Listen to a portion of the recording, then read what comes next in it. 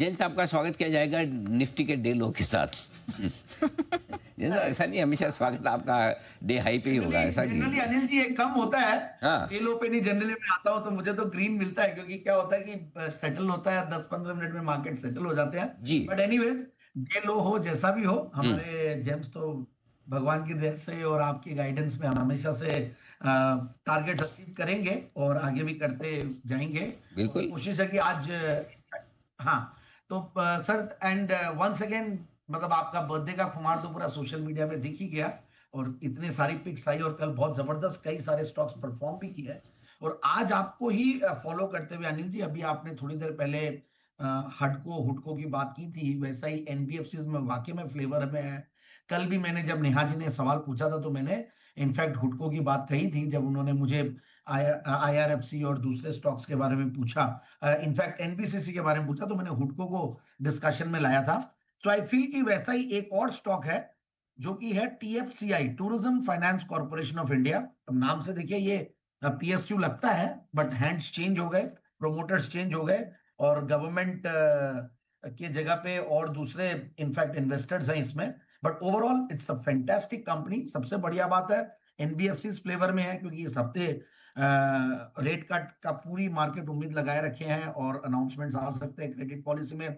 दूसरी बात है टूरिज्म इन फ्लेवर, और इस स्टॉक को मैंने बजट वाले दिन इनफैक्ट इसको बहुत सस्ते वैल्यूएशंस पे उस टाइम पे और भी नीचे था, जब टूरिज्म के ऊपर मतलब सरकार का जो फोकस और बढ़ते हुए स्पिरिचुअल टूरिज्म हो या रिलीजियस टूरिज्म के बाद जो रेगुलर टूरिज्म है, हॉस्पिटैलिटी वाला, वो सब तो चल ही रहे थे।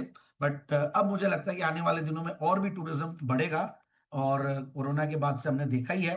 तो ये एक स्टॉक है जो कि वैल्यूएशंस के लिहाज से भी बहुत सस्ता है। इनफैक्ट वैल्यूएशन आप देखें तो price to book value multiple पे देखना पड़ता है, अगर हम जब भी फाइनेंस कंपनीज की बात करते हैं तो 1.6 1.7 के P price to book value multiple पे स्टॉक चल रहा है। और टूरिज्म फाइनेंस जैसा कि नाम है और वैसा ही देखिए काम है, ये बेसिकली टूरिज्म सेक्टर में hotels, resorts, restaurants, amusement parks, ropeways, multiplexes, इनको फाइनेंस करते हैं। और बहुत सारे इनके ब्रांड्स है जिनके साथ इनका एसोसिएशन है। जैसे कि अगर हम लेमन ट्री की बात करें, मैंने रिसेंटली लेमन ट्री का भी जिक्र जेम्स पे भी किया है, 2 बार किया इनफैक्ट, और काफी जबरदस्त एक्सपेंशन करे, और सारी होटल्स, इतनी सारी कीज आ रही है। अगर मैं लीला की बात करूं तो कल मैं मैनेजमेंट को सुन रहा था, तो उनके भी बहुत सारे अलग अलग जगह आ रहे हैं, इनफैक्ट उदयपुर और सारी जगह इनकी प्रॉपर्टीज आ रही है। तो ये गजब का इनफैक्ट इनका डेवलपमेंट और भी आगे आने वाले दिनों में आएगा। और मैं इनके कॉन कॉल नोट्स भी पढ़ रहा था, तो इनफैक्ट ये सोशल इंफ्रास्ट्रक्चर, लॉजिस्टिक्स और इनमें भी थोड़ा बहुत दे रहे हैं, एजुकेशन, स्कूल और कॉलेजेस और ये सब को भी फाइनेंस करने लगे हैं। और इनफैक्ट ओवरऑल जो फंडामेंटल्स है, देखिए पी मल्टीपल वाइज भी सस्ता है, price to book value wise भी सस्ता है, और रिजल्ट्स भी बहुत ही अच्छे थे। इनफैक्ट इस बार के रिजल्ट्स, मार्च क्वार्टर के रिजल्ट 30 करोड़ का पैट था, जो कि हाईएस्ट एवर क्वार्टरली पैट था। पिछली बार 20 करोड़ का पैट था, और जब मैंने लास्ट टाइम ये स्टॉक दिया था उसके बाद से जबरदस्त चल ही रहा है। और 200 वेमा अगर इस स्टॉक का देखें तो 180-85 के लगभग है, वहां से तो मूव कर चुका।